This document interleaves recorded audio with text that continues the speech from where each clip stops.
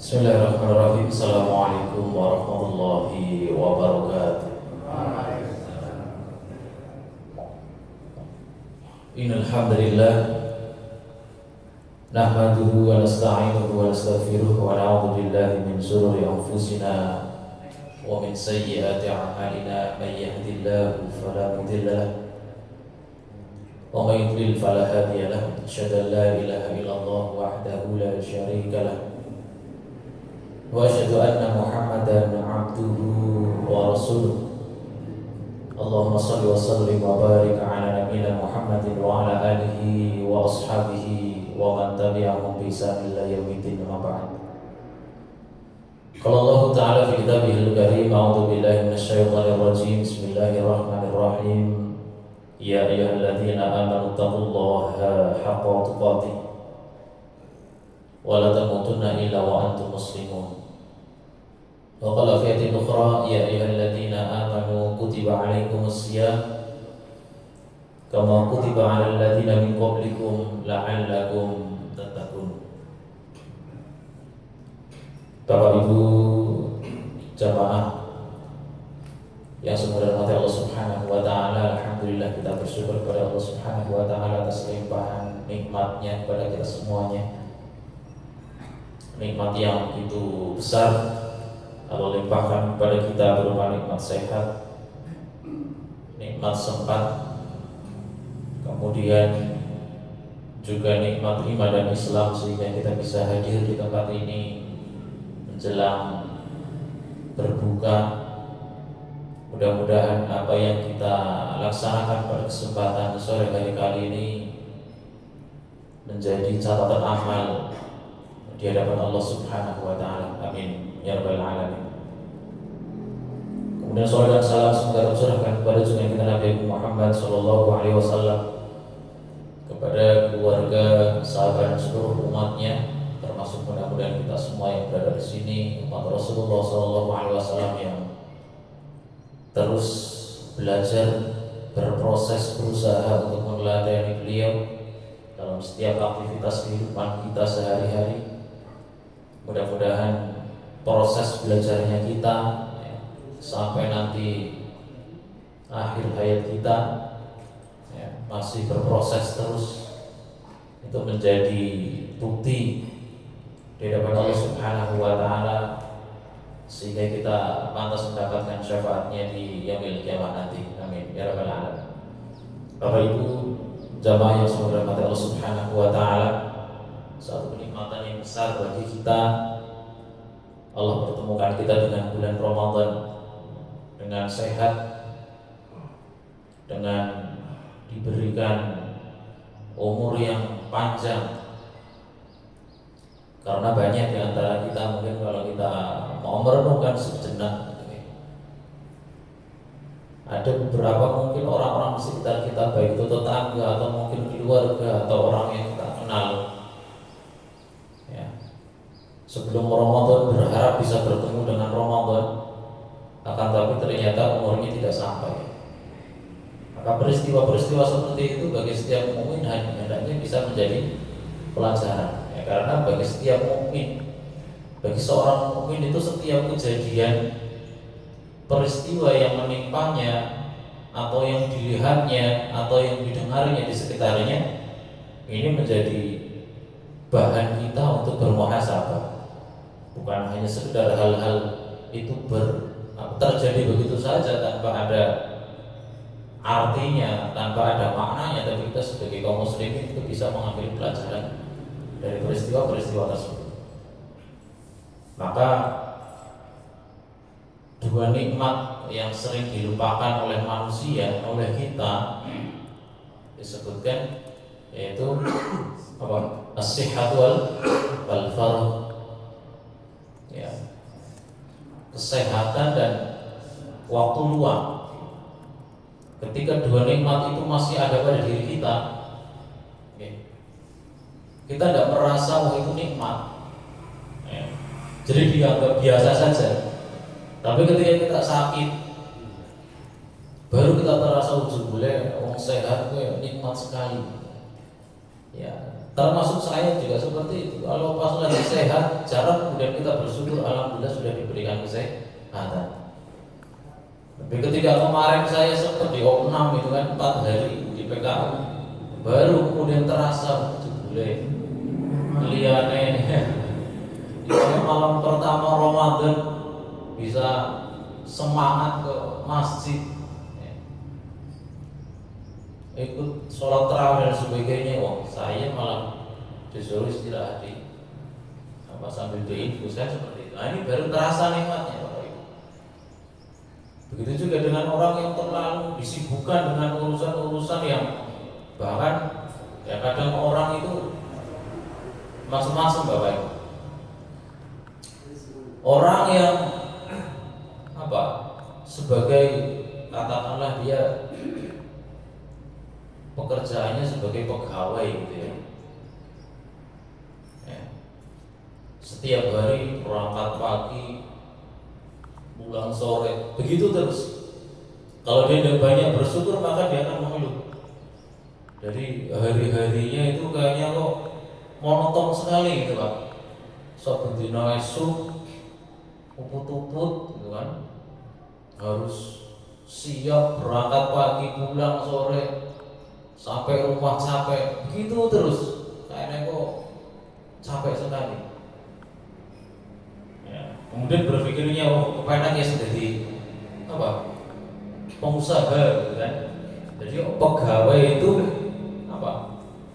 membayangkannya jadi pengusaha, dia usaha, dia ketonnya kok pengen sinyawa, kan gitu Pak. Jadi nek esok orang kudu put-put kedungsakan ngaring dalan gitu kan. Enggak macam-macam pengennya usaha nari rumah gitu kan. Tapi pengusaha melihat kepengen jadi pegawai ya.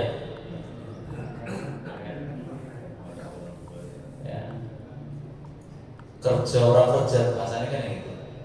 Kerjanya kayak apa tetap digaji kan gitu kan. Yang jadi pengusaha aku pengen mandan banter ya kudu nyambut gawane harus semakin keras kan gitu. Nah, tapi pegawai yang dipikirkan lah pegawai harus kerja keras keringat sampai berdarah-darah ajib bae gak sih Pak? Ya macam-macam. Ya, dengan berbagai macam aktivitas kegiatan sehari-hari gitu kan. Ya, sampai tidak sempat ini, tidak sempat itu ya. Nah, ini menjadi satu hal yang harus kita renungkan. Waktu-waktu yang berlalu dalam diri kita ya harus kita renungkan. Ya, kalau orang yang tidak mau terdorong hatinya karena keimanan ya, dengan berbagai macam aktivitas kehidupannya sehari-hari ya, untuk bisa hadir di majelis ilmu seperti ini, alasannya banyak Pak. Banyak alasan. Ya, maka kembali lagi kepada dua nikmat itu, nikmat yang sering dilalaikan, lalai manusia itu, as-sihat wal faragh. Tapi sesibuk-sibuknya orang, ketika Allah masih memberikan dia nikmat iman dan Islam, sesibuk-sibuknya orang dia masih mau menyempatkan ibadah dan menyempatkan untuk hadir di majelis ilmu. Bahkan ketika orang itu sakit Pak, secara fisik dia mungkin kurang sehat, tapi karena ada nikmat iman dan Islam dalam hatinya, dalam dirinya ya, dia ada keinginan untuk hadir di majelis ilmu. Beda dengan orang yang wis dina nikmat sehat, diberi nikmat waktu luang, tapi iman dan Islamnya kurang. Akhirnya Pak, iya, jadi sehat, aku pengen dolan gitu kan, untuk hadir di majelis ilmu ya tidak kepengen. Ya, ternyata nikmat iman dan Islam itu lebih dari segalanya. Meski dia sibuk, kegiatannya banyak, atau bahkan ketika dia diberikan ujian sakit oleh Allah Subhanahu wa Ta'ala, tapi karena iman dan Islamnya kuat, dorongan untuk beribadah, dorongan untuk hadir di majelis ilmu seperti ini, insya Allah dia akan tetap semangat, Maka tentu ini menjadi satu renungan untuk diri kita. Kita hadir di majelis ini, insya Allah banyak manfaatnya. Kemudian Bapak Ibu dimuliakan Allah Subhanahu wa taala, di antara hadis yang menyebutkan tentang bagaimana keberkahan bulan Ramadan, Rasulullah SAW bersabda, "Atakum syahrul Ramadan, syahrun mubarakun, ya, faradallahu alaikum siyamahu." Kemudian tuftahu fihi abwabus sama wa tughlaqu fihi abwabul jahim, fihi lailatul khairun min alfi syahr. Ini di antara berkah bulan Ramadan. Rasulullah SAW bersabda, "Atakum syahrul Ramadan, telah datang kepadamu syahrul Ramadan, syahrul mubarak, ya, bulan yang diberkahi. Faradallahu alaikum siyamahu, yang dimana pada bulan itu Allah mewajibkan untuk kaum muslimin untuk berpuasa. Dan pada bulan Ramadan itu tuftahu fihi abwabus sama wa tughlaqu fihi abwabul jahim. Pada bulan Ramadan pintu-pintu langit dibuka, pintu-pintu neraka ditutup. Kemudian di dalamnya juga fihi lailatul khairun min alfi syahr.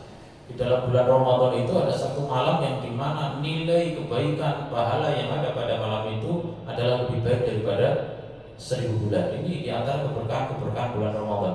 Maka makna berkah dalam yang kita pahami adalah ziyadatul khair, bertambahnya nilai-nilai kebaikan pada diri kita, bertambahnya kualitas yang ada pada diri kita, ya baik itu selama bulan Ramadan dan juga setelahnya.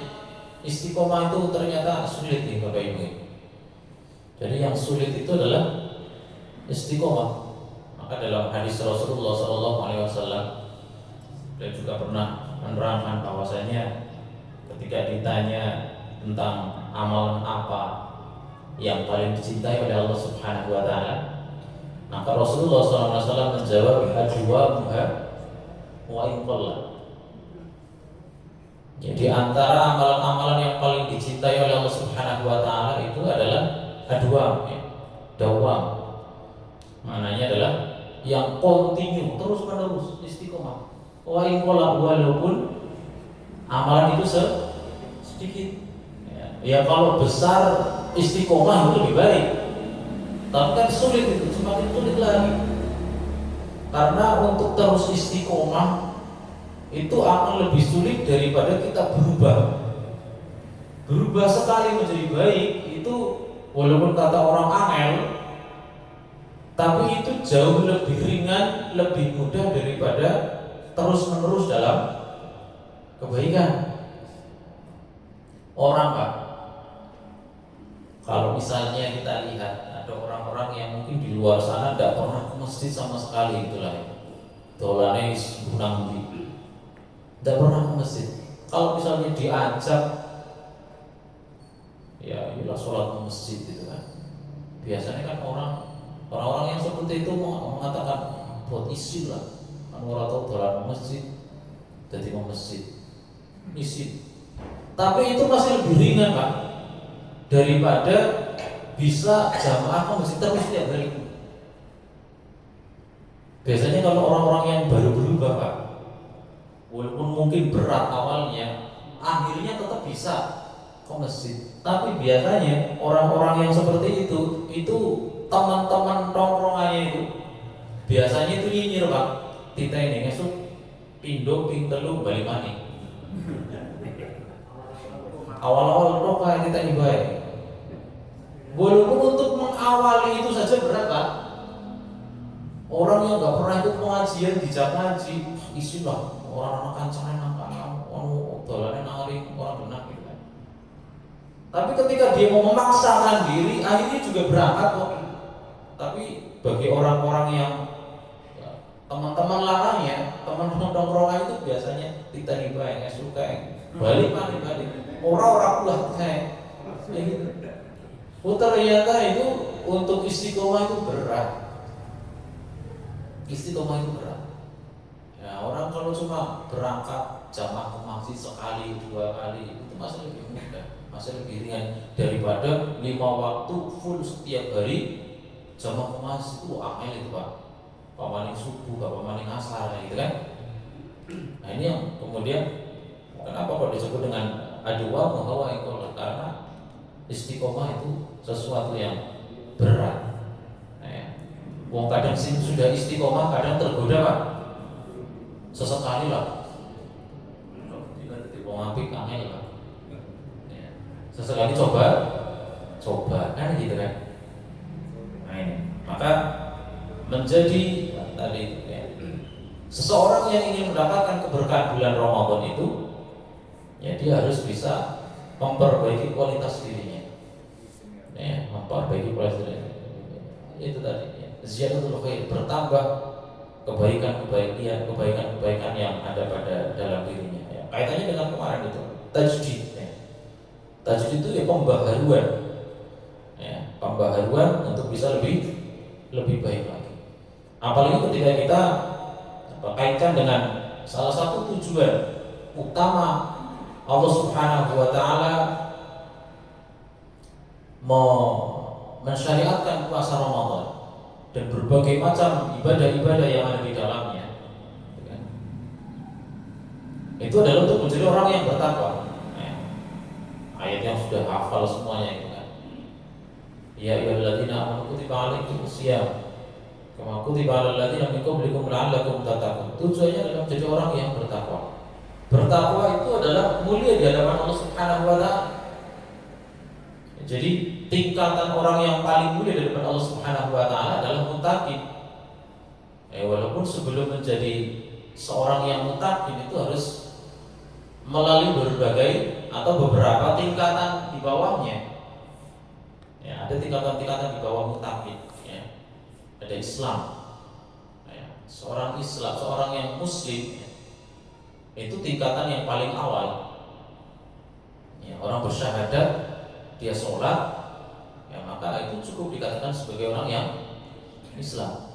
Maka kalau di dalam penjelasan hadis arba'in itu, yang kedua, yang pertama tentang niat, yang kedua tentang Islam, iman dan ihsan. Hadis Jibril, ketika Jibril bertanya kepada Rasulullah SAW tentang ketiga perkara itu, para ulama muhaddisin mengatakan itu adalah tingkatan. Yang pertama orang Islam. Orang Islam belum tentu mukmin. Seorang Muslim belum tentu dia mukmin.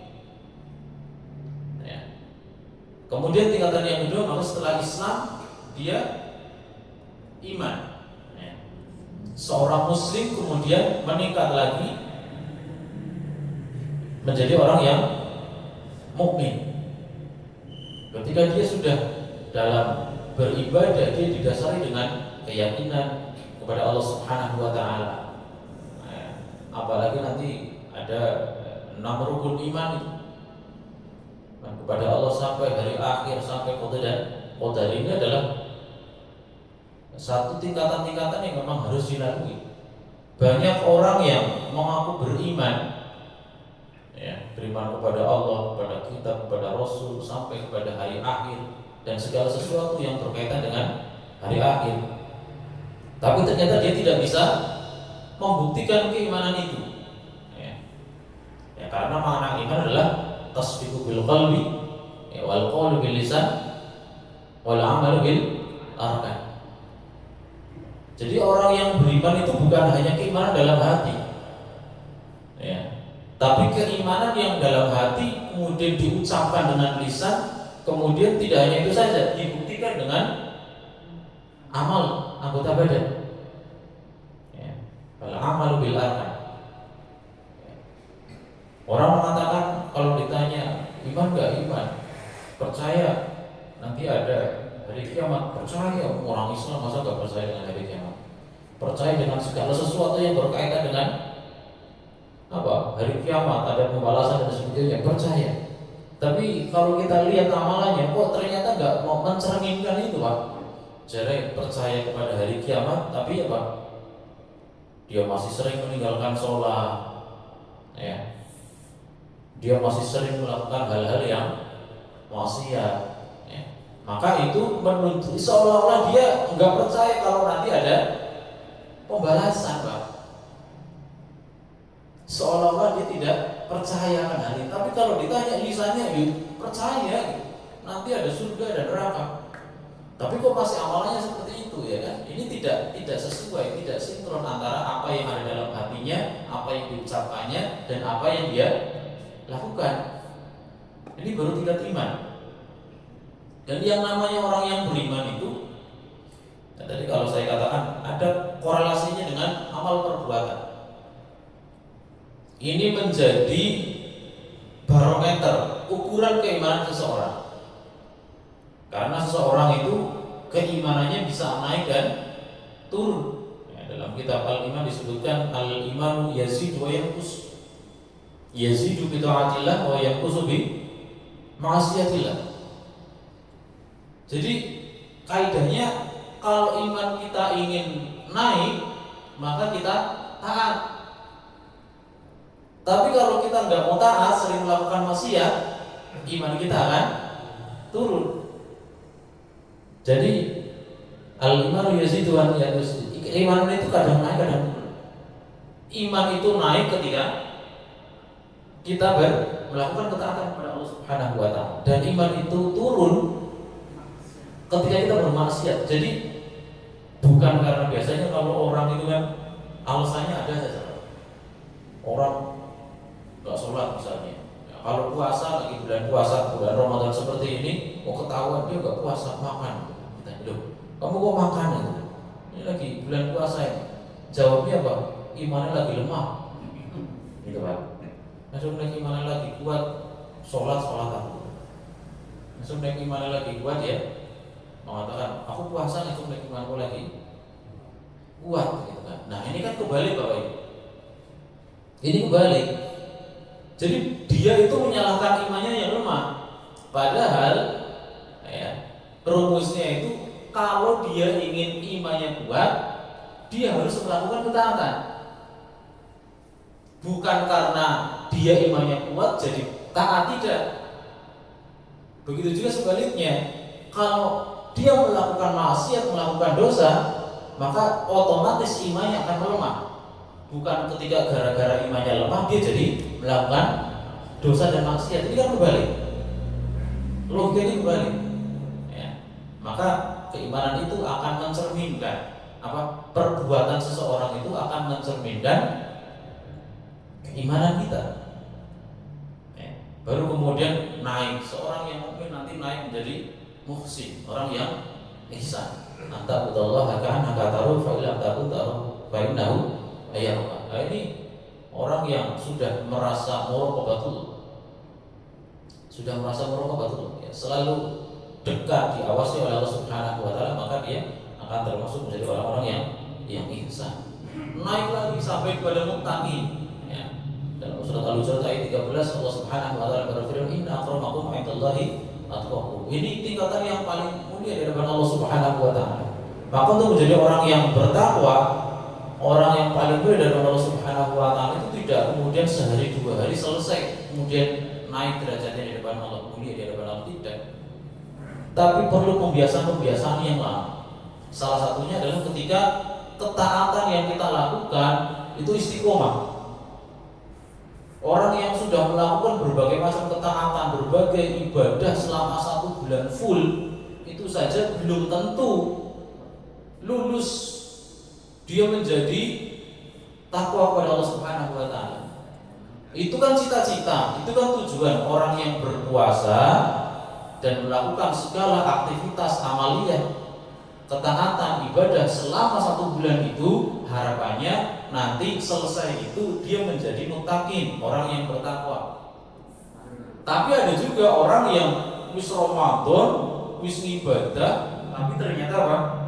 Nanti setelah itu ya dia akan kembali lagi, kembali ke setelan awal, bahasanya kan gitu. Nah, ini yang sering disindir. Ada seorang hamba yang disebut dengan Rabbani, ada yang disebut dengan Ramadhani. Seorang hamba yang Rabbani itu ya hambanya Tuhan, yang disembah itu adalah Rabb. Allah Subhanahu wa Ta'ala, baik di dalam Ramadan, selama Ramadan atau di luar Ramadan. Dia tetap ibadah, dia tetap berusaha untuk istiqomah. Tapi ada yang sebenarnya Ramadan itu orang yang hanya ibadahnya pada bulan Ramadan saja. Ya walaupun itu juga sudah lumayan lah ya, daripada Ramadan sama sekali orang ibadah gitu kan. Tapi itu ya itu disebut dengan Ramadan, seolah-olah dia penyembah bulan Ramadan karena hanya ngibadah pas Ramadan saja. Ramadan selesai tidak pernah tadarus, tidak pernah ngaji, tidak pernah puasa, tidak pernah bangun malam tahajud. Nah Ramadan yang terawih gitu kan.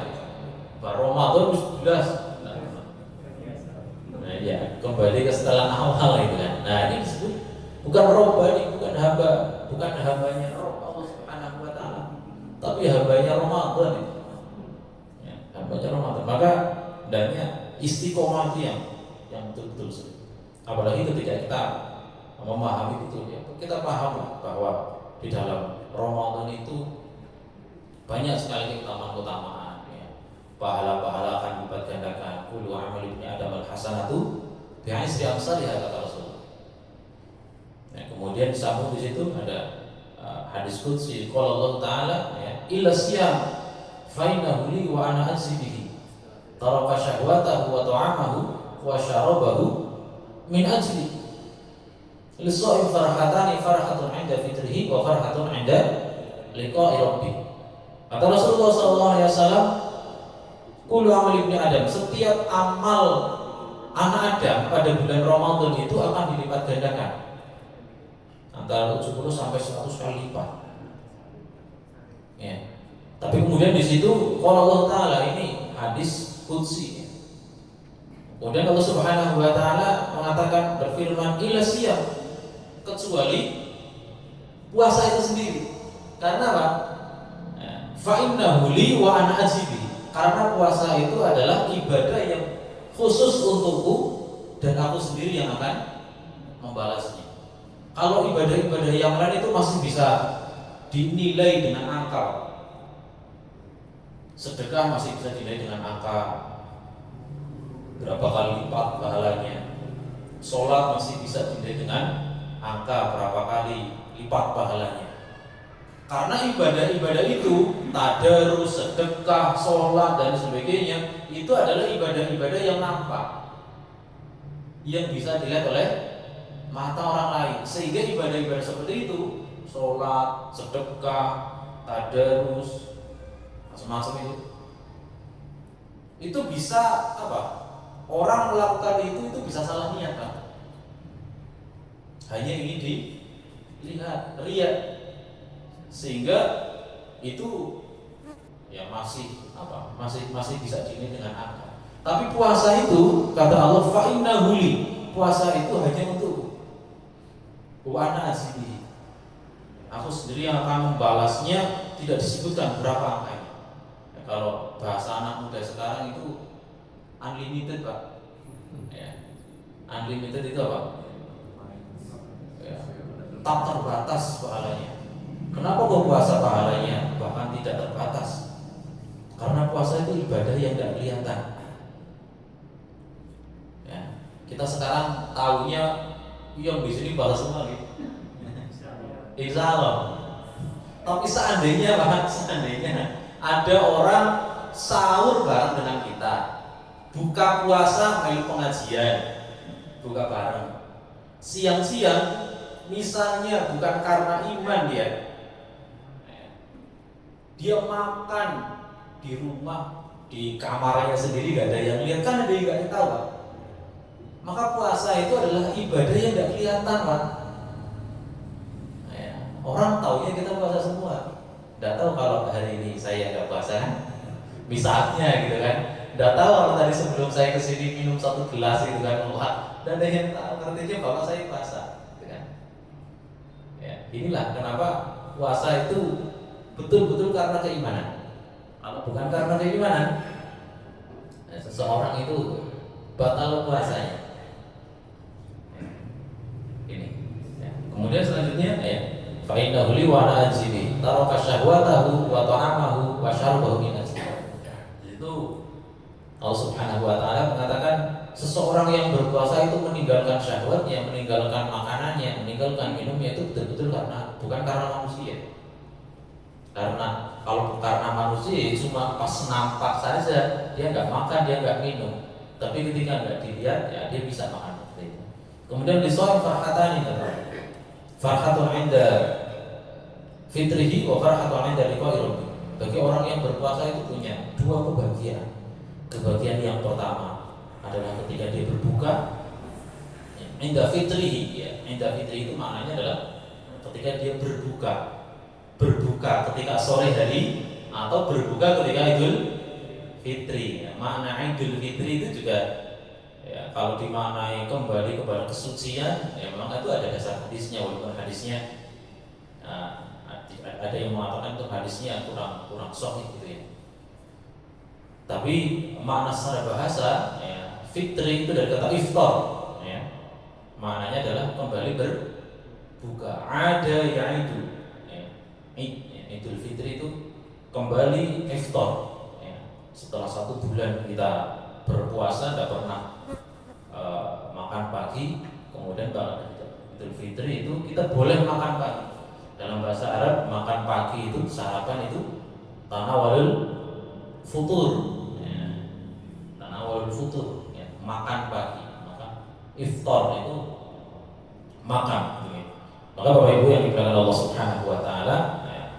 Orang yang bertakwa kepada Allah Subhanahu Wa Taala, ya, ini tentu menjadi nilai plus, ya, yang betul-betul akan dimuliakan oleh Allah Subhanahu Wa Taala, baik di akhirat atau nanti di dunia. Karena seorang itu orang Islam atau orang yang bukan Islam itu banyak manusia itu yang mengejar kemuliaan ataupun kebahagiaan, ya. Dengan berbagai macam cara, dengan berbagai macam jalan.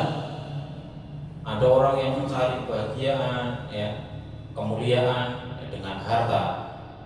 Ada orang yang mencari kemuliaan, kebahagiaan itu dengan jabatan.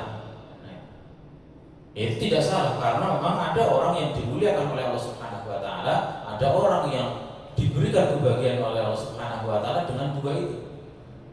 Tapi tidak hanya itu sebenarnya, karena bagi kita sebagai kaum muslimin kita harus yakin, kita harus paham bahwasanya kemuliaan dan kebahagiaan itu adalah mutlak haknya Allah Subhanahu Wa Taala, Allah yang Maha memberi kepada siapapun yang Dia kehendaki.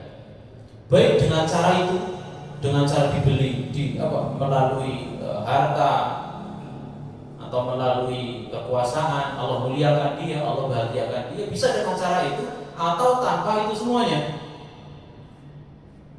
Karena ini hak prerogatifnya Allah. Ya siapa saja bisa diberikan kemuliaan, siapa saja bisa diberikan kebahagiaan. Ya karena apa? Karena yang harus kita pahami adalah bahwa manusia Allah ciptakan itu dari dua unsur. Baru sudah saya singgung sedikit ini. Manusia Allah berikan, Allah ciptakan dari dua unsur, dari unsur rohani dan juga unsur jasmani. Yang kebanyakan di antara manusia itu hanya mengejar urusan yang jasmani, yang nampak. Harta itu kan sesuatu yang nampak. Kekuasaan juga sesuatu yang nampak. Orang punya jabatan bakal dihormati, dimuliakan oleh orang lain. Banyak orang yang mengejar itu. Tapi ternyata urusan rohani itulah yang lebih penting. Urusan rohani itu lebih penting.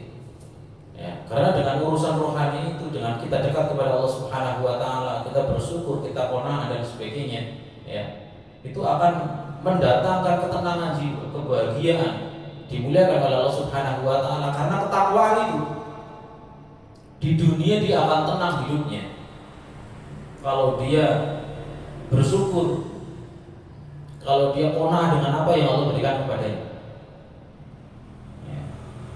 Kemudian dengan ketaatan, ya, dengan kedekatan dia kepada Allah Subhanahu Wa Taala, itu akan menjadikan dia orang yang bertakwa, kemudian dimuliakan oleh Allah Subhanahu Wa Taala.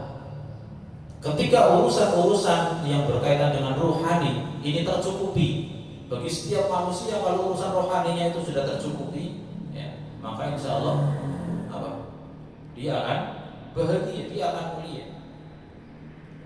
Ya. Sebagaimana difirmankan oleh Allah Subhanahu wa taala, ya, di dalam surat An-Nahl ayat 97. Allah Subhanahu wa taala berfirman, "A'udzubillahi minasyaitonir rajim. Man 'amila shalihan min dzakarin wa unsa wa huwa mu'minun falanuhyiyannahu hayatan thayyibah falanajziyannahum ajrahum bi ahsani ma kanu ya'malun." Yang artinya barang siapa di antara kalian yang beramal soleh, ya, man 'amila shalihan, barang siapa yang beramal soleh min dzakarin wa unsa, baik itu dari golongan laki-laki ataupun perempuan, maka janji Allah Subhanahu wa taala akan memberikan kehidupan. Fala nuhyiyannahu hayatan thayyibah, akan memberinya kehidupan yang baik, hayatan thayyibah. Kemudian selain itu Allah Subhanahu wa taala akan memberinya ganjaran. Falanajziyannahum ajrahum bi ahsani ma kanu ya'malun. Allah akan memberikan ganjaran balasan yang jauh lebih baik dari apa yang pernah dilakukannya di dunia. Ya. Jadi ini janji Allah Subhanahu wa taala. Ya, selain janji yang akan didapatkan di surga, di akhirat, ya, dengan ganjaran, dengan balasan yang lebih baik, Allah akan memberinya hayatan thayyibah, kehidupan yang baik, ketenangan dalam hidupnya. Ya, maka ini satu hal yang bagi umat Islam itu bukan hanya sekedar istilahnya. Orang itu kalau menganggap agama itu adalah istilahnya, hanya sekedar nanti kalau kamu baik seperti ini nanti hanya akan dibalas di akhirat saja. Tidak seperti itu. Tapi Allah Subhanahu wa taala di sini memberikan janji, ya, sesuatu yang akan dia dapatkan bahkan ketika dia masih di dunia, yaitu dengan hayatan thayyibah. Ya, biasanya kan kita menganggap agama itu hanya doktrin, Pak. Doktrinnya nanti akan dibalas di akhirat. Tapi ternyata Islam tidak hanya seperti itu. Memberikan ketenangan dalam kehidupan di dunia, apalagi nanti di akhirat. Maka Bapak Ibu yang dimuliakan Allah Subhanahu wa taala, ada seorang mufassir, ya, namanya Imam Al-Qurtubi, ya. Beliau menjelaskan, meringkas apa yang dimaksud dengan hayatan thayyibah. Ya, Imam Al-Qurtubi mengatakan hayatan thayyibah, kehidupan yang baik bagi seorang yang mukmin, orang yang ketika di dunia dia terus berusaha untuk istiqomah melakukan amalan-amalan solih. Maka yang pertama, ya, ketika dia di dunia, ya, ciri-ciri hayatan thayyibah itu adalah ketika hidupnya itu diberikan akidahnya benar. Ya, orang yang berakidah lurus, akidahnya benar, tidak dicampuri dengan kesyirikan dan sebagainya, itu akan menjadikan kehidupannya tenang, kehidupannya menjadi baik.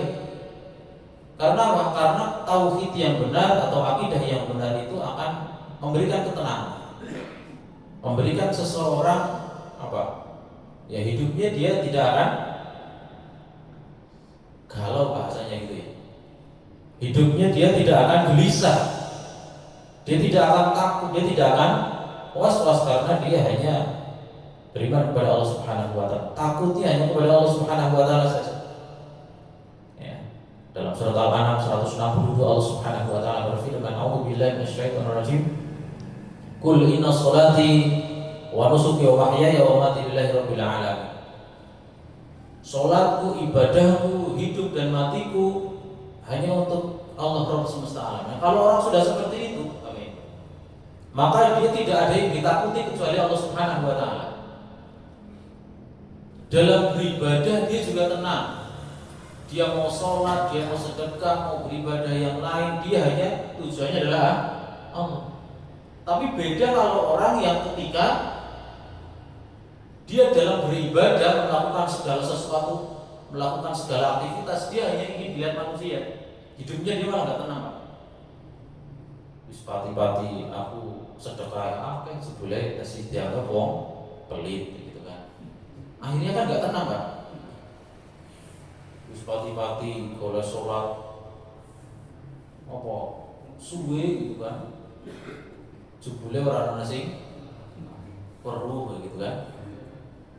Ini penyesalan, ini akan menjadi ganjalan di hati. Tapi kalau kita dalam beribadah itu memang tujuannya adalah untuk Allah Subhanahu wa taala saja. Hanya ingin mendapat ridho Allah Subhanahu wa taala. Tidak peduli dengan urusan orang lain.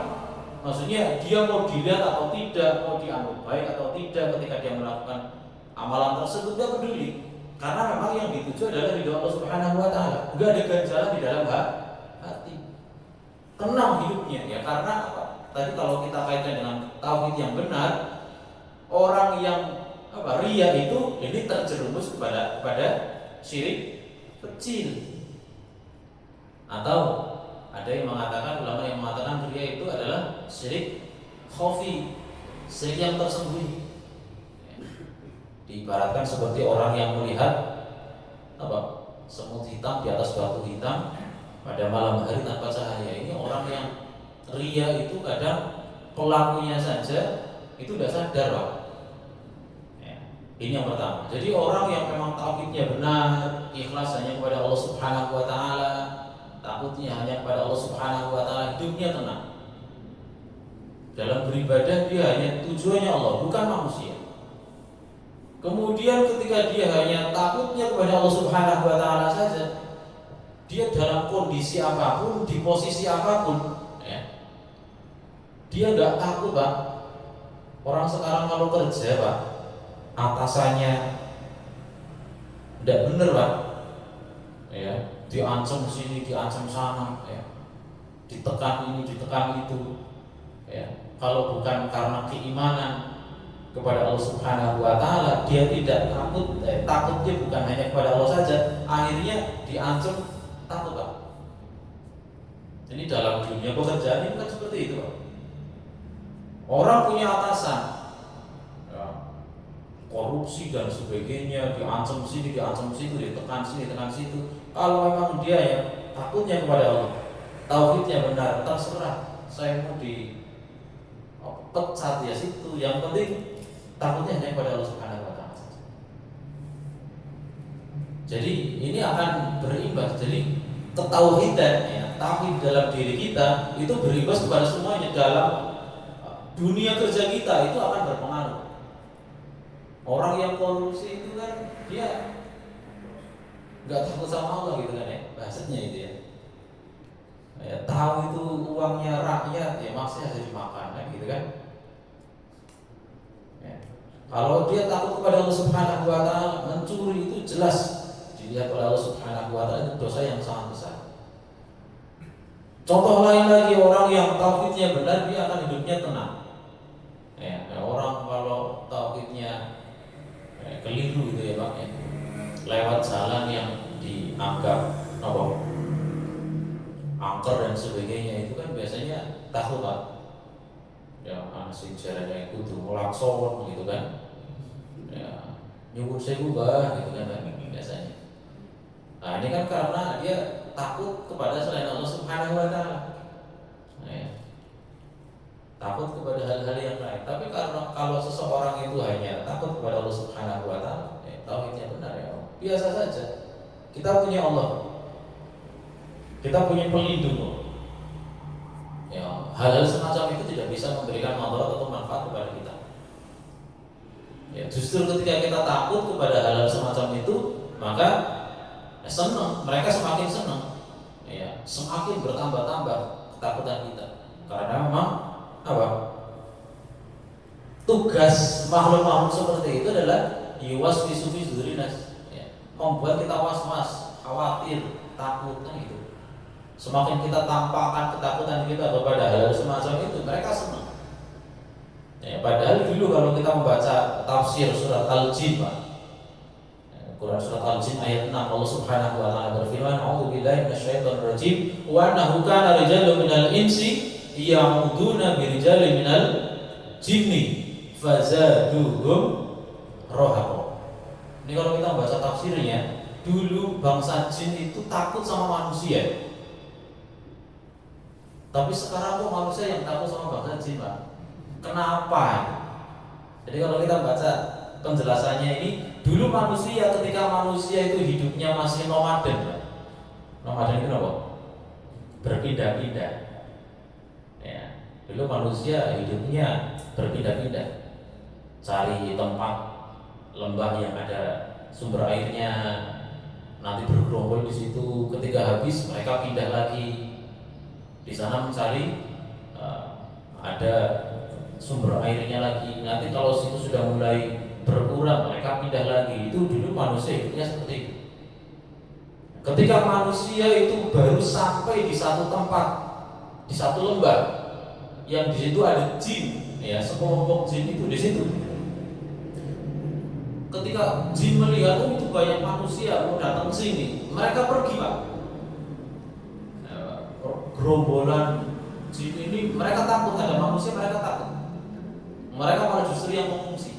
Tapi ketika manusia yang sampai di tempat itu, ya, kok dia mengatakan, ada seorang manusia yang mengatakan itu tadi misalnya kalau di tempat kita nun sewu mbah, gitu kan. Ada jin yang mendengar, loh, kita yang takut sama manusia, kok manusia malah takut sama kita. Mereka datang ke sini kok bahasanya permisi gitu, minta dilindungi sama penjaga sini gitu kan. Oh jebule manusia takut sama kita, jadi kita nggak usah, mulai sekarang kita nggak usah takut sama manusia. Akhirnya dia memanggil kembali temannya, wih ini manusia loh yang takut sama kita nggak usah takut sama mereka. Bagaimana supaya manusia itu tambah takut sama kita? Menjadikan mereka itu ada yang mungkin diganggu, ada yang melihat sesuatu, bahasa kita ada yang kesurupan, supaya manusia jadi tambah takut sama jin. Itu awal mula kenapa manusia itu atau jin itu sudah tidak takut lagi sama manusia. Maka dalam ayat itu disebutkan wa annahu kana rijalun minal insi ya'uduna birijalin minal jinni. Ada seorang manusia yang mereka minta perlindungan kepada sekelompok jin. Ya tadi itu baru datang ke situ nuwun sewu, jaluk dilindungi, ya minta mbah aku diganggu nggih, misalnya gitu kan. Justru karena kita seperti itu, karena manusia seperti itu, bahasa itu roh. Ditambah ketakutan kita pada mereka. Ya, maka kalau kita kembalikan kepada tauhid kita yang benar, kita nggak usah takut dengan hal semacam itu, maka hidup kita akan menjadi tenang insyaallah. Hayatan thayyibah, ini yang pertama. Kemudian yang kedua, Bapak Ibu yang dimuliakan Allah Subhanahu wa taala, ya, di antara ciri-ciri atau untuk bisa mendapatkan hayatan thayyibah, ya, kata Imam Al-Qurtubi, ya, adalah memberikan manfaat kepada orang lain di dalam kehidupannya. Ya. Ini memang menjadi satu hal yang harus kita pertimbangkan dalam kehidupan kita, artinya harus kita adakan dalam kehidupan kita. Jadi dalam hidup kita itu bukan hanya sekedar mencari kehidupan kita sendiri, ya, ngurusi kita sendiri, ngurusi keluarga kita sendiri. Tapi bagaimana hidup kita itu bermanfaat untuk orang lain, orang-orang di sekitarnya. Ya. Karena banyak sekali hadis-hadis yang menjelaskan tentang itu. Ya. Ini kan kaitannya dengan akhlak. Ya. Dalam sebuah hadis Rasulullah SAW menjelaskan, innama bu'istu liutamima makarimal akhlak. Sungguhnya aku diutus.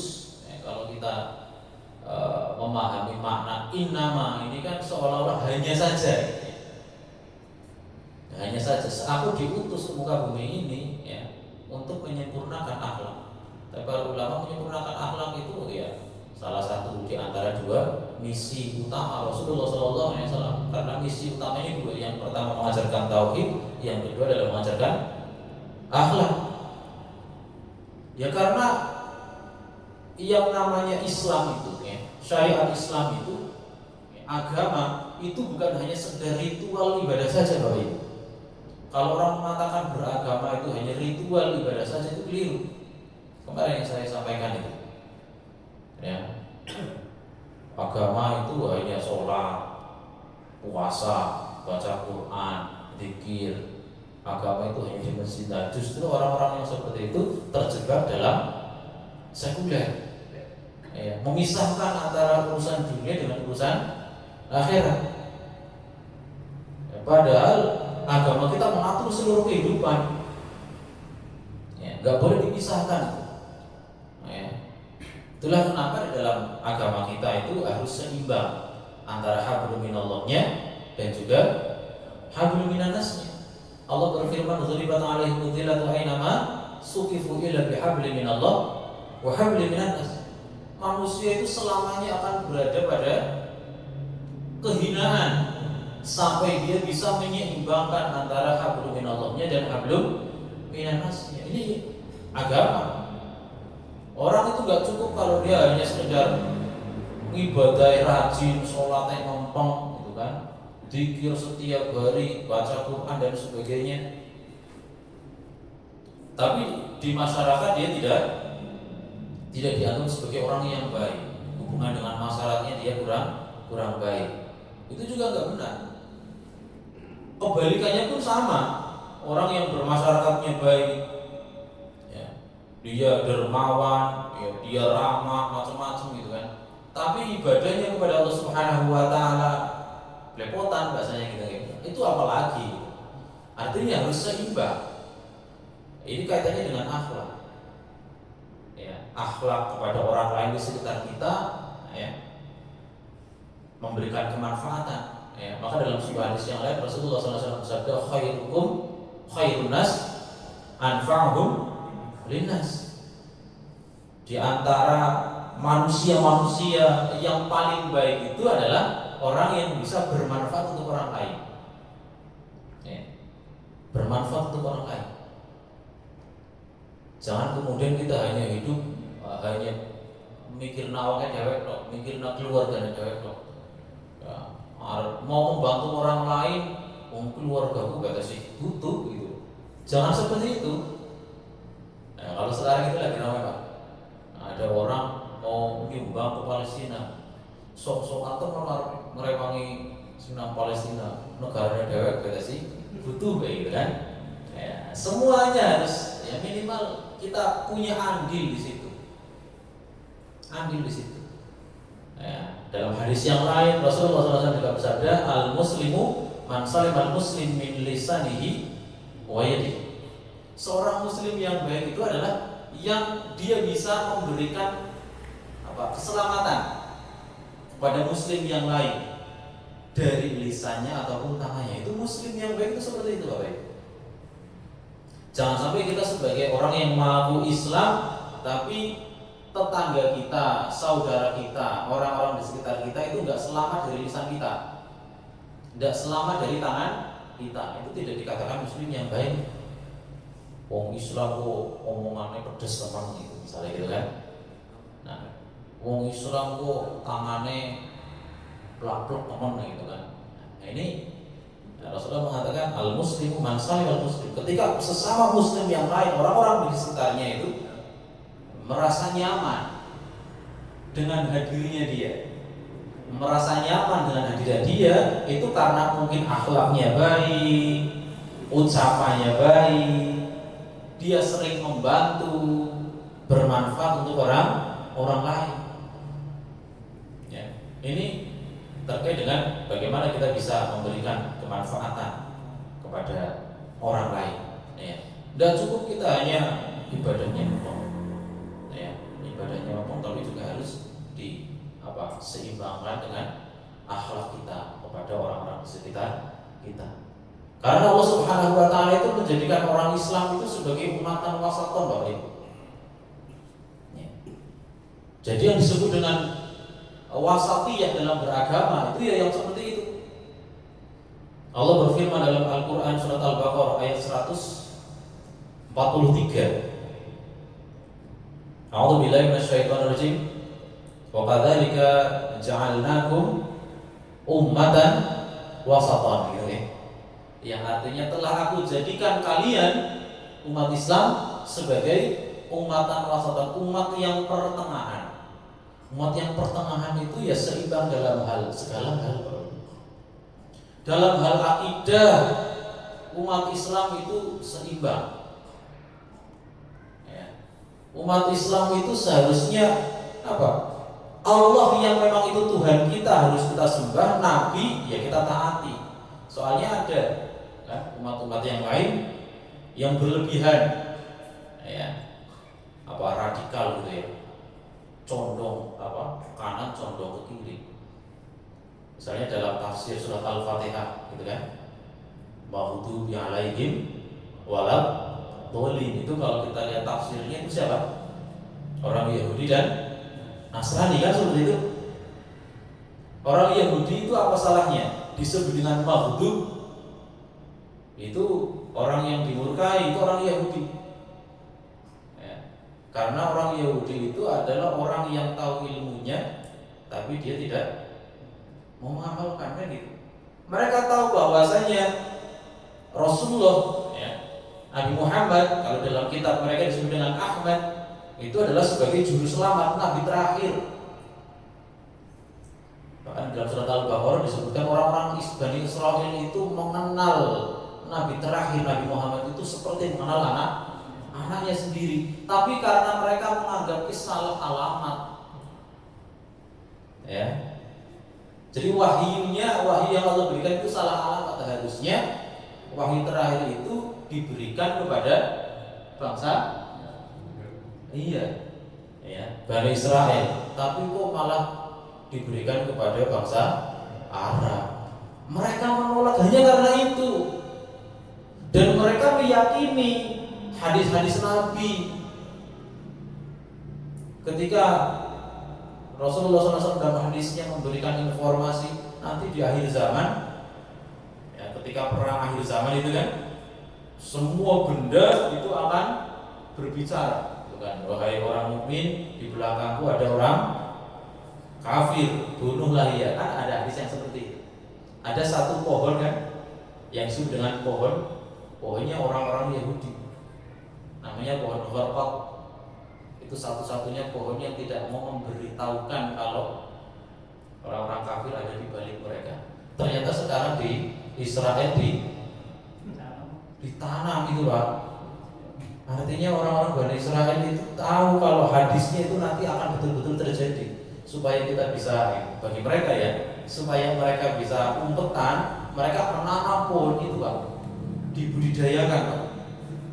Itu bukti bahwasanya orang Yahudi hari ini, orang-orang Bani Israel itu, mereka meyakini nubuatnya Rasulullah, tapi hanya karena apa?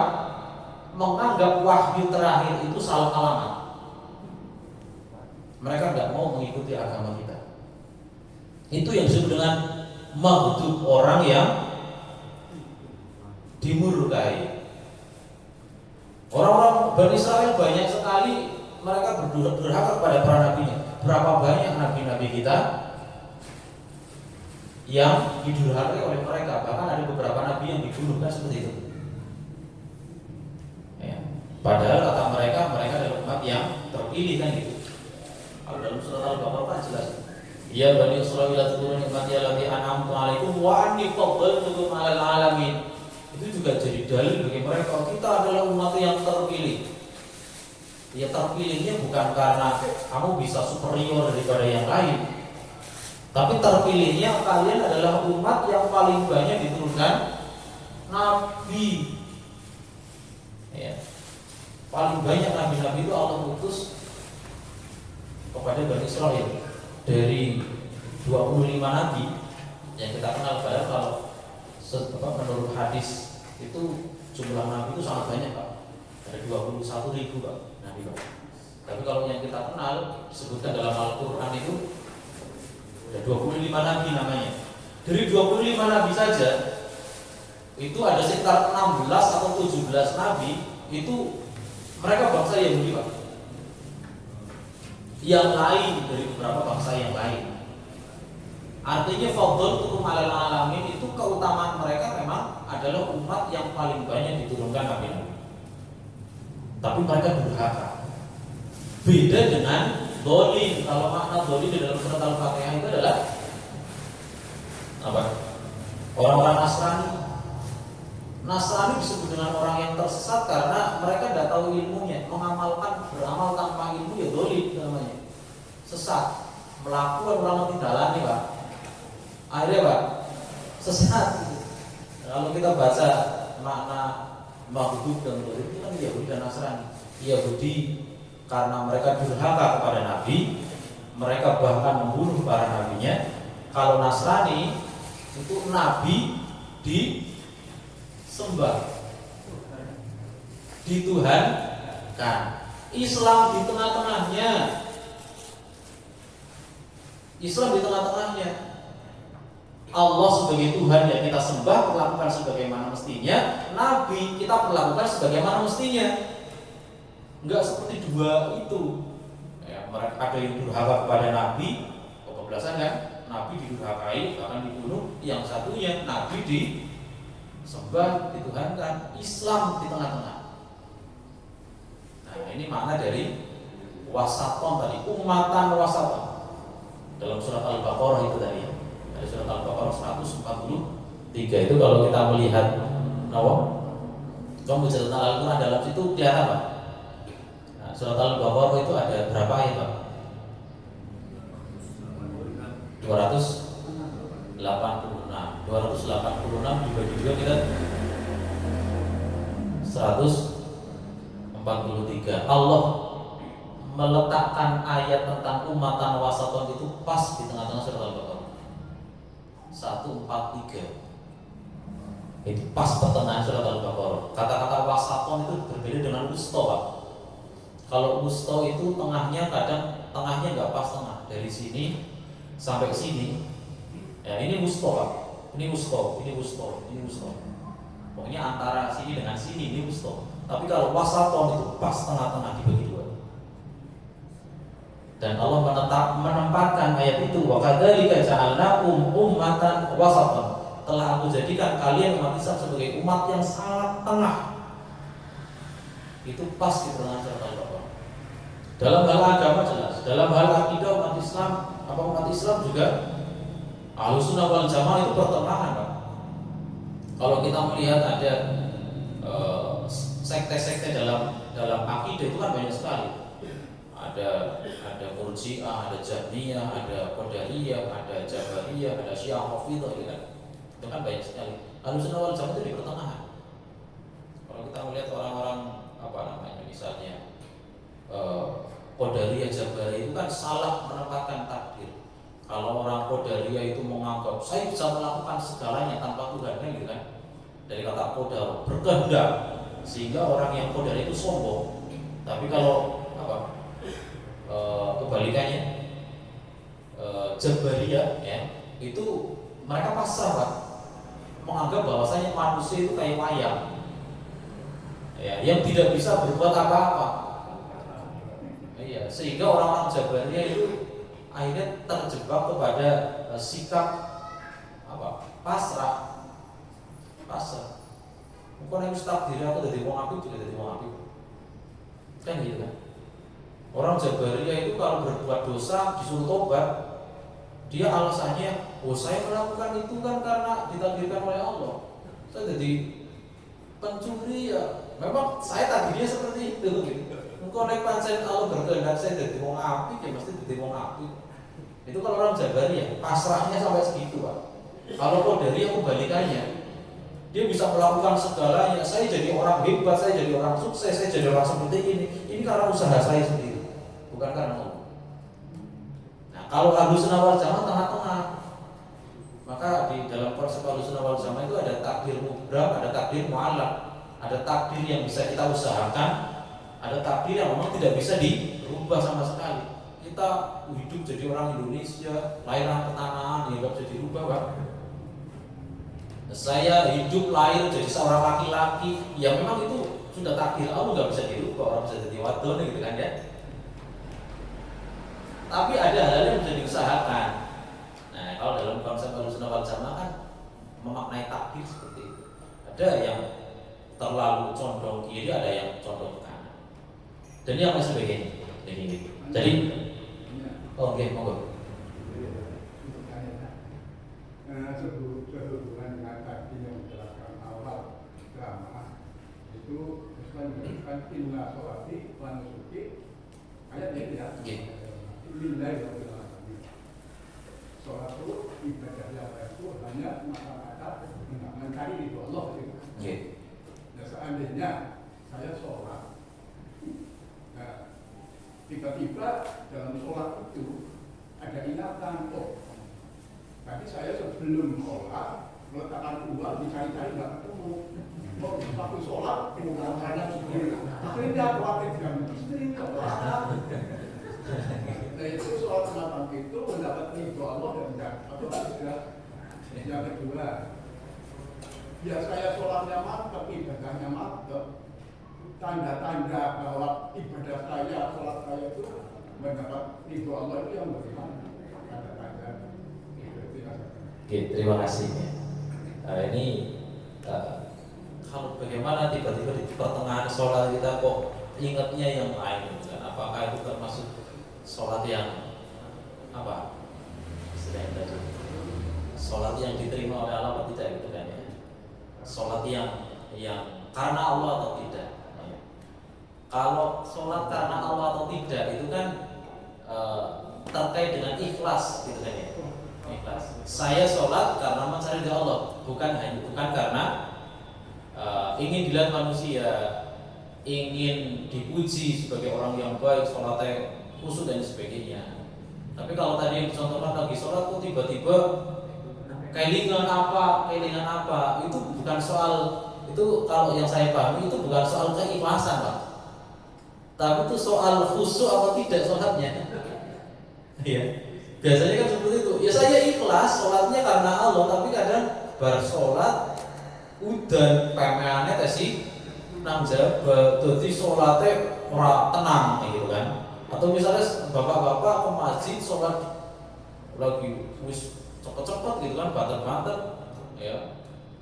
Wis takbiratul ihram lari masuk ke masjid, baru setelah takbiratul ihram kelingan kayaknya mau kunci motornya tadi cemantel motor gitu kan, duh ya hilang apa orang, misalnya kayak gitu.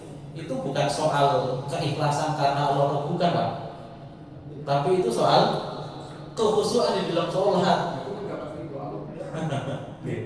Ya itu mungkin gitu ya, Allah itu ya mungkin selama ikhlas insya Allah kita mendapatkan dari Allah Subhanahu Wa Taala. Cuman nilai poin sholatnya itu. Misalnya kita jamaah gitu gitu. Jamaah itu kan pahalanya 27 derajat gitu. Tapi tidak semua orang yang kemudian berjamaah dapat segitu, Pak. Enggak setiap orang yang berjamaah dapat 27 derajat geludung, itu tidak seperti itu. Ada yang mungkin hanya berapa, ya tergantung bagaimana kita mengawali sholat kita. Termasuk dalam bagaimana wudhu kita sempurna apa tidak. Kita berangkat sholat kur kaos oblongan tok karo mandan memper boleh sholat gitu kan, anggo rapi. Itu insya Allah itu ada nilainya, Pak. Ada nilainya, Pak. Termasuk di dalam keikhlasan kita, termasuk di dalam kekhusyukan kita kan beda. Orang pada ikhlas, tapi sisi benar-benar khusyuk di dalam sholat. Syukur-syukur kita bisa memaknai setiap makna di dalam sholat itu, doa-doa itu. Ya. Ada yang mungkin belum bisa, ada yang malah sholatnya kelingan sendal, kelingan kunci, kelingan pemean. Nah itu kan beda nilainya. Ya. Jadi itu kaitannya dengan kekhusyukan dan itu akan berpengaruh kepada nilai sholat kita. Ada juga orang yang sholat itu ibaratnya dia nggak dapat apa-apa, cuma dapat apa? Menggugurkan kewajiban. Ada juga yang seperti itu. Ya dia sholat, tapi dia nggak dapat pahala. Kan bisa jadi seperti itu. Hanya sekedar gugur kewajibannya. Tapi dia dapat ridho Allah berarti. Ya dapat ridho Allah, ya praktek gitu kan ya. Ya Allah alam itu Allah yang lebih tahu itu. Jadi ya kita kembalikan sebagai semaksimal mungkin kita harus kualitas sholat kita harus diperbaiki. Kemudian ciri-cirinya apa? Kalau ditanya ciri-cirinya apa gitu ya. Sholat kita itu berapa dari Allah? Ya, salah satunya yang bisa menjadi ukuran adalah kalau sholat itu kan inna sholata tanha 'anil fahsya'i wal munkar. Itu kalau sholatnya baik, insya Allah akan kelihatan pada perbuatan amal kita. Tapi kalau seorang yang sudah melakukan sholat tapi maksiatnya juga tetap jalan, bisa jadi sholatnya itu masih perlu diperbaiki lagi. Jadi kalau sholat masih baik-baik perilakunya misalnya, maka ini yang bukan karena salah sholatnya, bukan karena sholatnya yang salah, tapi mungkin di dalam sholatnya itu tadi kurang khusyuk, kurang ikhlas, kurang mungkin kurang banyak sekali hal-hal yang bisa mempengaruhi itu. Jadi idealnya sholat itu bisa merubah perilaku kita, mencegah kita dari perbuatan-perbuatan yang tidak baik. Tapi awon dene di sholat tapi tidak seperti itu ya. Yang perlu diperbaiki adalah termasuk sholat kita. Seperti itu Bapak Ibu. Kemudian saya lanjutkan ini masih ada beberapa poin di antara apa yang dikatakan oleh Imam Al-Qurtubi terkait dengan hayatan thayyibah. Ya. Hayatan thayyibah yang ketiga adalah dengan rezeki yang halal. Ya, rezeki yang halal. Karena ini adalah menjadi prinsip kita sebagai orang Islam itu adalah makan dari makanan yang halal. Jangan sampai apa yang kita makan, apa yang kita nikmati itu dari hasil penzaliman kita, mendolimi orang lain, hasil kita merampas hak orang lain. Nah, ini sesuatu yang tidak dihalalkan dalam agama kita. Padahal jelas Allah Subhanahu wa taala memerintahkan kita dalam surat Al-Baqarah ayat 168. A'udzubillahi minasyaitonir rajim. Ya ayyuhalladzina amanu kulu mimma fil ardi halalan thayyiban wala tattabi'u khutuwatis syaitan innahu lakum aduwwun mubin. Wahai orang-orang yang beriman, hendaknya kalian makan segala sesuatu di bumi fil ardi, segala sesuatu yang ada di bumi yang disediakan untuk kita di bumi ini halal thayyibah, yang halal dan juga thayyib. Halal itu adalah ukurannya agama, thayyib itu adalah ukurannya misalnya kalau sekarang ukuran kesehatan. Ya. Wala tattabi'u khutuwatis syaitan, janganlah kalian mengikuti langkah-langkah setan karena setan itu adalah musuh yang nyata bagi kita. Jadi halal saja tidak cukup, harus yang thayyib. Ya, Bapak itu sudah paham. Orang yang halal itu makanan yang halal jelas. Ya, memang zatnya halal, cara mendapatkannya juga halal. Tapi ada yang halal itu sesuatu yang bisa tidak baik dalam tubuh kita. Orang punya emah, punya asam lambung, punya tipes, sukanya makan pedas-pedas. Ini tidak thayyib, walaupun sambal itu halal.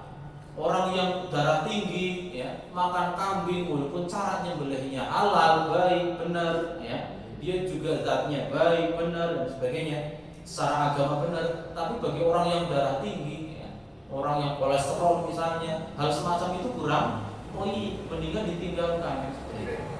Maka seorang yang sudah makan, menikmati segala sesuatu yang halal dalam hidupnya, maka insya Allah itu akan menjadikan hidupnya kehidupan yang baik, hayatan thayyibah. Ini yang ketiga. Kemudian selanjutnya Bapak Ibu dari Allah Subhanahu wa taala, waktu yang tinggal sedikit. Yang keempat, di antara ciri-ciri atau hal-hal yang bisa mendatangkan kehidupan yang baik, hayatan thayyibah itu adalah dengan cara kita banyak bersyukur dan juga qanaah, ridho terhadap apa yang diberikan oleh Allah Subhanahu wa taala kepada kita.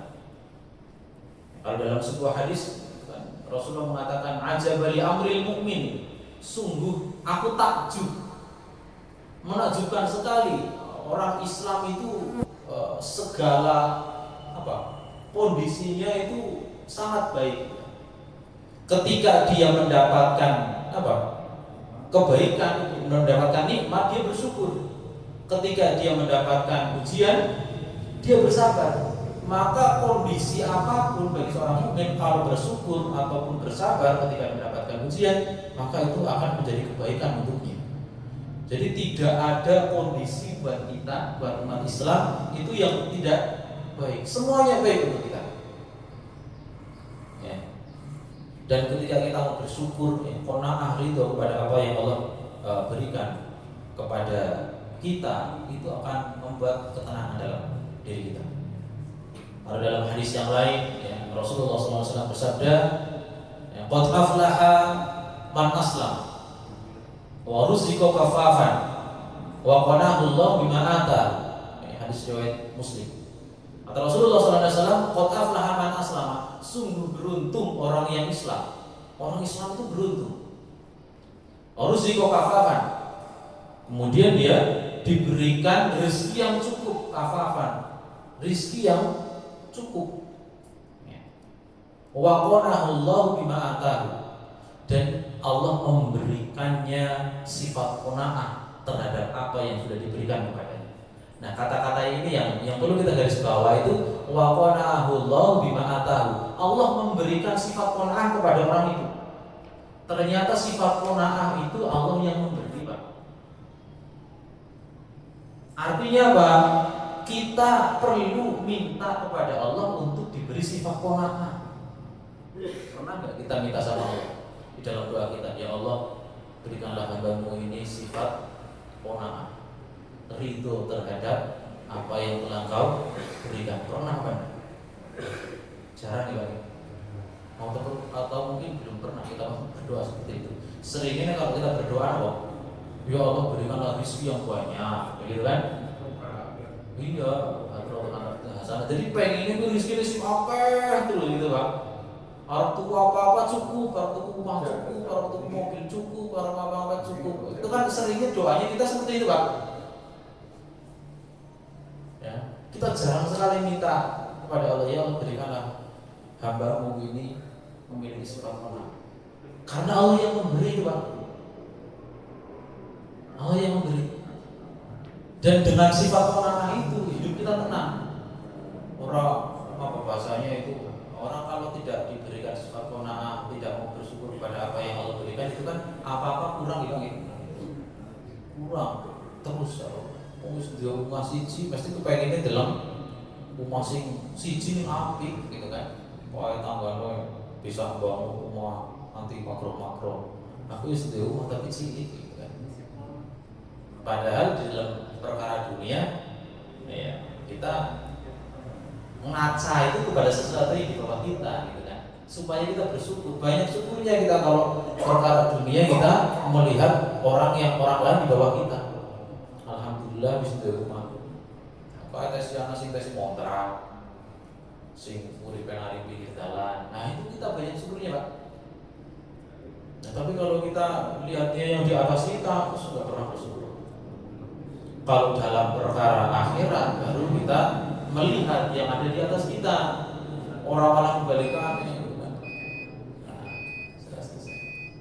Kemudian selanjutnya Bapak Ibu yang Allah Subhanahu wa taala, yang terakhir di antara hayatan thayyibah, kehidupan yang baik, itu adalah ketika seorang itu bisa menghindarkan dirinya dari perbuatan dosa dan maksiat. Karena yang namanya dosa dan maksiat itu akan menjadikan hati kita itu gelisah, tidak tenang hidupnya, Pak. Orang yang beriman pada umumnya, kalau dia setelah melakukan perbuatan dosa, melakukan maksiat, uripe ora tenang, Pak. Dihantui dengan kawinnya aku melakukan seperti ini, salah ya. Itu kalau imannya masih berdoa. Tapi nek misalnya mau berbuat dosa dan maksiat kok tenang-tenang baik, Pak, itu berarti yang ditanyakan itu imannya dalam hatinya masih ada apa enggak? Mau berbuat dosa kok tidak merasa bersalah gitu kan. Ini kalau dalam hal perbuatan dosa dan maksiat. Tapi kan hadis yang lain juga mengatakan bahwasanya ketika Rasulullah SAW ditanya apa itu ismun, apa itu kesalahan, maka Rasulullah SAW bersabda, mahaka fi nafsika, atau mahaka fi sudrika, wa karihta ayatalu alaihin nas. Segala sesuatu yang membuat hatimu merasa gelisah dan engkau malu Tidak suka kalau perbuatanmu itu diketahui oleh orang lain, itu sudah cukup dikatakan suatu dosa. Maka tanyakan kepada hati kita. Bapak Ibu yang dimuliakan Allah Subhanahu wa taala, ini waktunya sudah habis ya. Mari kita akhiri untuk kajian kita pada sore hari kali ini. Mudah-mudahan Allah senantiasa memberikan kita kebaikan-kebaikan dalam hidup kita, hayat atau thayyibah, memberikan kita kekuatan untuk melakukan ketaatan kepada Allah Subhanahu wa taala dan memberikan kita kekuatan untuk selalu menghindarkan diri dari perbuatan dosa dan maksiat. Mudah-mudahan kita menjadi orang yang bertakwa kepada Allah Subhanahu wa taala. Itu saja yang bisa kami sampaikan. Terima kasih atas perhatiannya. Bila bisa bilhaq, astagfirullah. Wassalamualaikum warahmatullahi wabarakatuh.